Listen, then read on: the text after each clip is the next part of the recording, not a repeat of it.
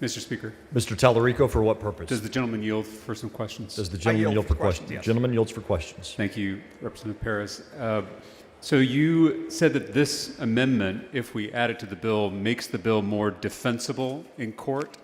Can you explain?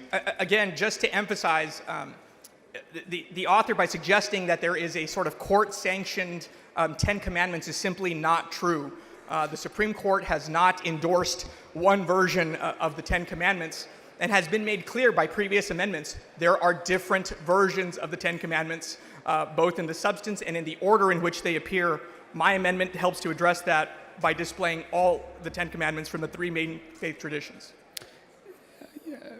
Representative, about 1% of Texans are Jewish, 22% of Texans are Catholic, about 27% are evangelical Protestants. So why is it important to include Catholic, Jewish, and Protestant versions of the Ten Commandments in our public school classrooms? Well, again, because there are different versions of the Ten Commandments, by endorsing one specific version of the Ten Commandments, the state will in effect be promoting one specific religion, whether that be the Protestant tradition, the Catholic tradition, or the Jewish tradition. My amendment seeks to remedy this problem by putting all three versions of the Ten Commandments. And we've had a lot of conversation about this bill, asking the bill author of what purpose she's trying to achieve.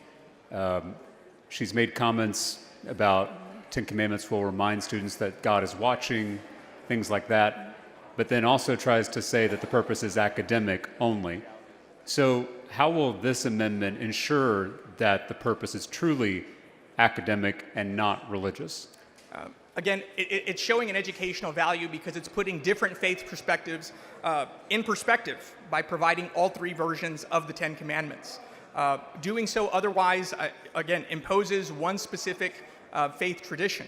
But when you put it in an educational context by trying to demonstrate the differences in religions and putting it in a historical context, that overcomes, I think, the major defect of this original bill. And like I said, many of us have suspicions that the true motives of this bill are religious in nature, not academic.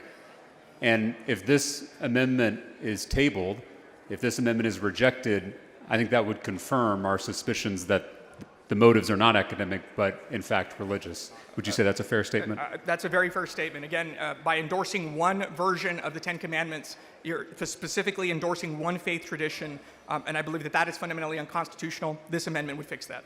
Thank you, Representative.